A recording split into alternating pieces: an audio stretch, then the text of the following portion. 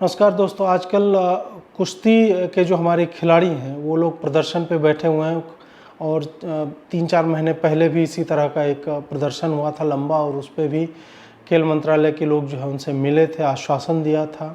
उसके बाद जांच हुई।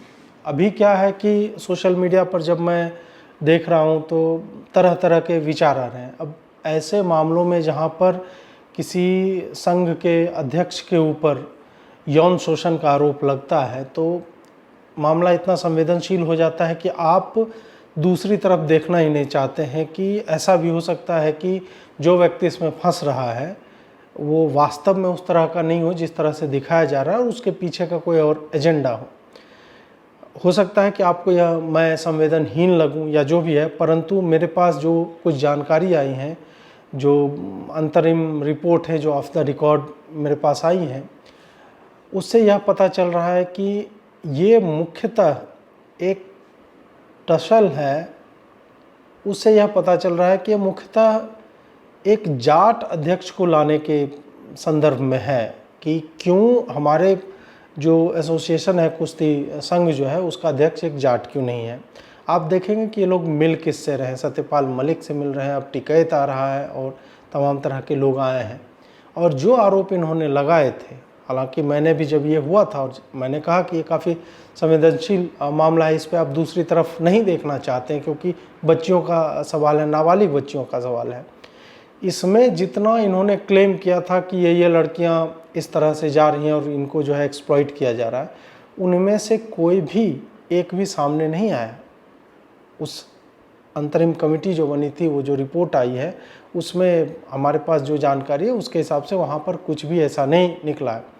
अब चूंकि यह पूरा का पूरा विषय इस तरह से संवेदनशील हो जाता है तो ये बातें जो है पब्लिक में मिनिस्टर भी नहीं कह सकते। वो हमेशा यह कहते हैं, आपको नजर आएंगे कि हम लोग बातचीत के माध्यम से इसको सुलझाना चाह रहे हैं।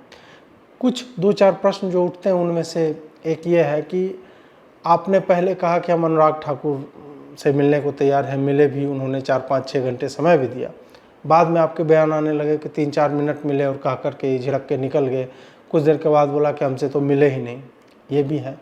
दूसरा है कि आपने बोला 1 वर्ष के अंदर 1000 लड़कियों का शोषण हो गया। आप मान लीजिए कि अब मैं नहीं जानता कुश्ती संघ के अध्यक्ष कितने मतलब उनका पौरुष कितना तीव्र है कि भाई हर दिन उनको 3 लड़कियां चाहिए थी। अगर उस हिसाब से 1000 लड़कियों का अगर शोषण हुआ है तो वो लड़कियां हैं कहाँ, वो बताए ना, आए सामने आए, 10 लड़की तो आए। आप ये नहीं कह सकते हैं कि हम जो कह रहे हैं वही उचित है, हम जो कह रहे हैं केवल उसी बात को माना जाए। यहाँ पर यही होता दिख रहा है कि बात संघ की नहीं है, बात लड़कियों की भी नहीं है। बात यह है कि संघ का अध्यक्ष बनेगा कौन, और ये उस बात पर अड़े हुए हैं। अब इसी पे मीडिया में भी इसी तरह की बातें चल रही हैं। लोगों को लग रहा है कि नहीं, ये लोग सत्य बोल रहे हैं, और हो सकता है कि आंशिक रूप से सत्य हो भी। मैं यह नहीं कह रहा हूँ कि किसी ऐसे संघ में जो है इस तरह की घटनाएं नहीं हो सकती, लेकिन ज्यों ही एक लड़की आरोप लगाती है, सामने वाला जो आरोपित होता है वह स्वतः अपराधी हो जाता है। हम उसको उसी दृष्टिकोण से देखने लगते हैं और दूसरा कोई भी पर्सपेक्टिव हम देखने को तैयार ही नहीं होते। यहाँ पे पीटी उषा तक को टारगेट किया जा रहा है। पीटी उषा ने भी कहा कि आप ओलंपिक एसोसिएशन के पास आते, उनके पास आते, एमिकेबली इसको सुलझाया जा सकता था, लेकिन आप जो है मीडिया के पास गए, आप जो है कोर्ट में लड़ाई। ठीक है, आप कोर्ट में जाइए, सुप्रीम कोर्ट में जाइए और ये साबित कीजिए कि उसने यौन शोषण किया है। अगर आपके पास वो लोग नहीं हैं और यौन शोषण किया है, इन कैमरा हियरिंग होगा, उनके नाम जो है नहीं बताए जाएंगे। आप हमेशा इस बात को लेकर के नहीं छुप सकते कि अगर हम उनको अपना नाम बता देंगे, इन बच्चियों का नाम बता देंगे, तो इनका भविष्य जो है वो खराब कर दिया जाएगा, इनको आगे प्रमोट ही नहीं किया जाएगा। ये रिस्क आपको लेना पड़ेगा। ये रिस्क उन सारी महिलाओं ने लिया जो मीटू वाले कांड में जिनका नाम आया।